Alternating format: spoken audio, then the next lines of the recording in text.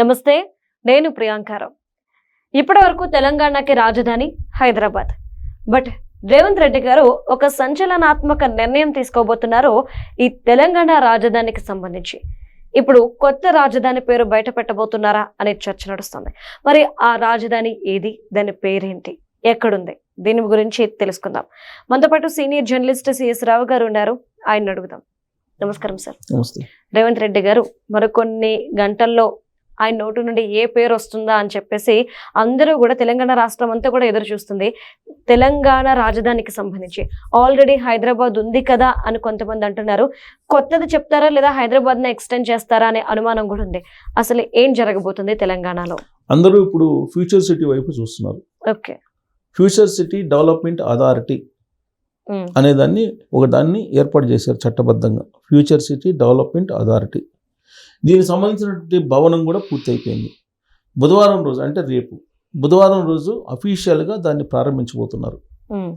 అది అత్యంత అద్భుతమైనటువంటి కార్పొరేట్ స్టైల్లో అత్యంత ఆధునికమైనటువంటి సౌకర్యాలతోటి, అలాగే ఆధునికమైనటువంటి సాంకేతిక పరిజ్ఞానంతో తయారు చేశారు, దాన్ని రూపొందించారు, నిర్మించారు.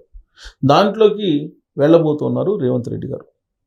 బుధవారం రోజున ఆయన ఫ్యూచర్ సిటీ డెవలప్మెంట్ అథారిటీ భవనాన్ని ప్రారంభించబోతున్నారు. అదే భవనంలో మీటింగ్ హాల్స్ ఉన్నాయి, సీఎంకి సంబంధించినటువంటి ఛాంబర్సు, సీఎం కూర్చునేదానికి, మినిస్టర్లు కూర్చునేదానికి, అలాగే ఎవరైనా విదేశాల నుంచి వస్తే వాళ్ళతోటి మీటింగ్ కావడానికి కానీ అక్కడ స్క్రీన్స్ కానీ వీటన్నిటిని ఏర్పాటు చేశారు అత్యంత ఆధునికంగా. వారానికి ఒకరోజు ఖచ్చితంగా మొత్తం కార్యకలాపాలు అక్కడి నుంచే ఉంటాయని చెప్పి రేవంత్ రెడ్డి గారు అఫీషియల్గా ముఖ్యమంత్రి హోదాలో అనౌన్స్ చేశారు. వారానికి ఒకరోజు అక్కడి నుంచి పరిపాలన ఉంటుంది అని చెప్పి. ప్రస్తుతానికైతే ఆ వారానికి ఒక రోజు కాస్త రేపు రాబోయేటువంటి రోజుల్లో ఎన్ని రోజులు అవుతుందో తెలియదు, కానీ వారానికి ఒక రోజు మాత్రం అక్కడి నుంచి పరిపాలన చేస్తానని చెప్పి ఆయన చెప్తూ ఉన్నారు. తెలంగాణ రాష్ట్రం ఏర్పడిన తర్వాత ఆల్రెడీ ఉన్నటువంటి సెక్రటరియట్ని కూల్చివేశారు కేసీఆర్ గారు. కూల్చివేసి కొత్త సెక్రటరియట్ని కట్టారు దాదాపు 1000 కోట్లతోటి. పాత సెక్రటరియట్ ఉన్నప్పుడు కానీ కొత్త సెక్రటరియట్ ఉన్నప్పుడు కానీ కేసీఆర్ గారు ఎప్పుడు అక్కడికి వెళ్ళలేదు.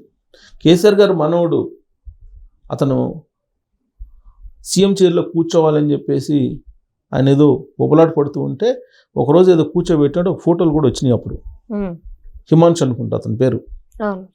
అతన్ని కూర్చోబెట్టినట్టు ఫోటో వచ్చింది తప్పితే కేసీఆర్ కూర్చొని అక్కడ పరిపాలన చేయలేం.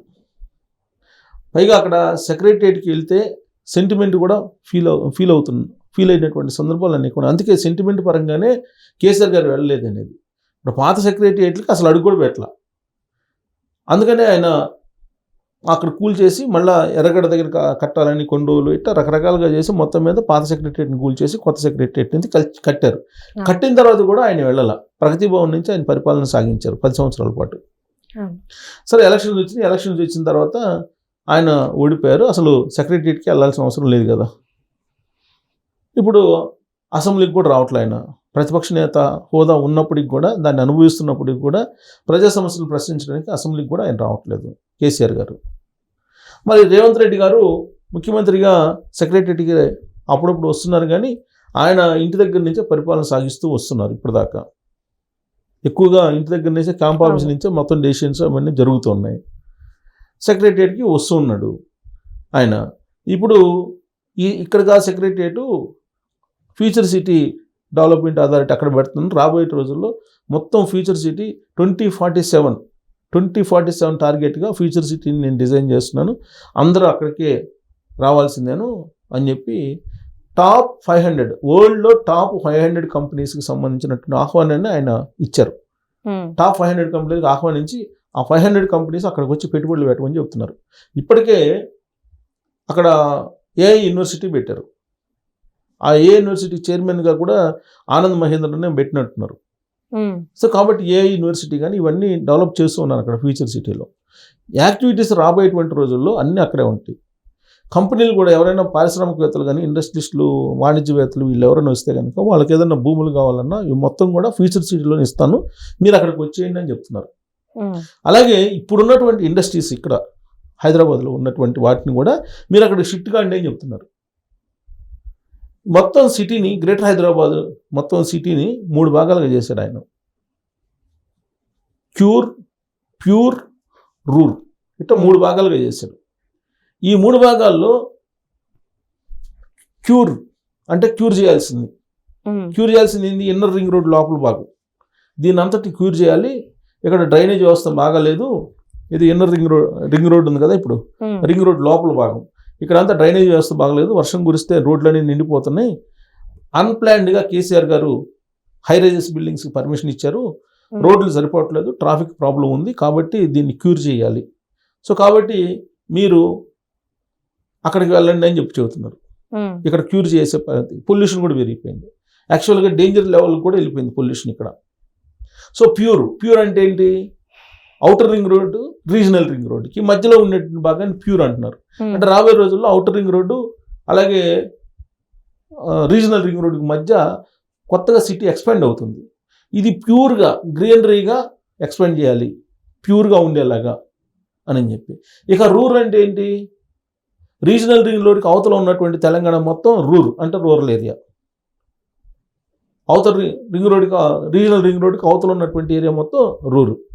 ఇట్లా 3 భాగాలుగా చేశారు తెలంగాణని. చేసి ఆయన ప్లాన్ ప్రకారం ఆయన చేసుకుంటున్నారు. ఆయన చేయాలని నిర్ణయించుకున్నారు. దానికి సంబంధించి ఇప్పుడు ఫ్యూచర్ సిటీని ఆయన డెవలప్ చేస్తున్నారు. అక్కడ రాజధాని ఫ్యూచర్ సిటీ కిందనే రాబోయే రోజుల్లో ఉండే అవకాశం ఉందనేది కూడా వినిపిస్తుంది. ఆ మధ్యకాలంలో వరంగల్ 2వ రాజధానిని ఎందుకు అనుకోకూడదు అని చెప్పి పొంగులేటి శ్రీనివాసరెడ్డి గారు వాళ్ళు మాట్లాడారు. అప్పుడు కూడా ఒక ఇష్యూ అయింది. హైదరాబాద్ని కేంద్రపాలిత ప్రాంతం చేస్తారా, అందుకే ఆల్టర్నేటివ్గా వరంగల్ని రాజధానిగా చేయాలనుకుంటున్నారు, అందుకే ఫండ్స్ ఇస్తున్నారా, అక్కడ అన్ని మౌలిక వసతులు ఏర్పాటు చేస్తున్నారు, వరంగల్ని హైదరాబాద్ లాగా తయారు చేస్తానని చెప్పి రాష్ట్ర రెండో రాజధాని అని చెప్పి ఒక పదాన్ని ఉపయోగించారు. ఆ మూమెంట్లో హైదరాబాద్ని కేంద్రపాలిత ప్రాంతం చేస్తారా, అందుకే 2వ రాజధాని ఎత్తుక్కుంటున్నారా తెలంగాణ గవర్నమెంట్ అనేది ఒకటి వచ్చింది. ఇప్పుడు ఫ్యూచర్ సిటీలో డెవలప్ చేస్తున్నారు. అంటే వరంగల్ కన్నా కూడా ఫ్యూచర్ సిటీ అనేది కన్వీనియంట్ కాబట్టి ఈ ఫ్యూచర్ సిటీలో మొత్తం మౌలిక వసతులు వీటన్నిటి అత్యంత ఆధునికంగా చేస్తూ ఉన్నారు. 2047 అమరావతిలో ఏ విధంగా అయితే 2047 విజన్తో వరల్డ్ నెంబర్ 1 కావాలనుకుంటున్నారో చంద్రబాబు నాయుడు గారు, తెలంగాణలో కూడా ఫ్యూచర్ సిటీ వరల్డ్ నెంబర్ 1 కావాలి 2047 అనేటువంటి ఉద్దేశంతో కొత్త ఆర్కిటెక్ట్, కొత్త ప్లానింగ్స్ తోటి మొత్తం డెవలప్ చేస్తున్నారు. పైగా అమరావతి తోటి అనుసంధానం చేస్తున్నారు ఫ్యూచర్ సిటీని. ఆ ఫ్యూచర్ సిటీ నుంచి నీకు ఎక్కడ చూసినా 6 లైన్స్, ఫ్యూచర్ సిటీ దగ్గరలోనే terminal, railway terminal, international airport, metro, తర్వాత ఎంఎంటీఎస్, వీటన్నిటిని మల్టీ ట్రాన్స్పోర్ట్ సిస్టమ్ని ఆడ ఏర్పాటు చేస్తున్నారు. ఇదంతా చూస్తుంటే రాబోయేటువంటి రోజుల్లో రాజధాని తెలంగాణ కేంద్రం ఏదంటే ఫ్యూచర్ సిటీ అనేది చెప్పాల్సిన పరిస్థితి ఏర్పడుతుంది. అలాంటి సిచ్యువేషన్ రేవంత్ రెడ్డి గారు తీసుకురాబోతున్నారు. ఒకటి. రెండేంటంటే అసలు రాజధాని ఎక్కడ అని అంటే సీఎం ఎక్కడ ఉంటే అక్కడే రాజధాని అని చెప్పి ఒక నిర్వచనం చెప్పారు కేసీఆర్ గారును జగన్మోహన్ రెడ్డి గారు.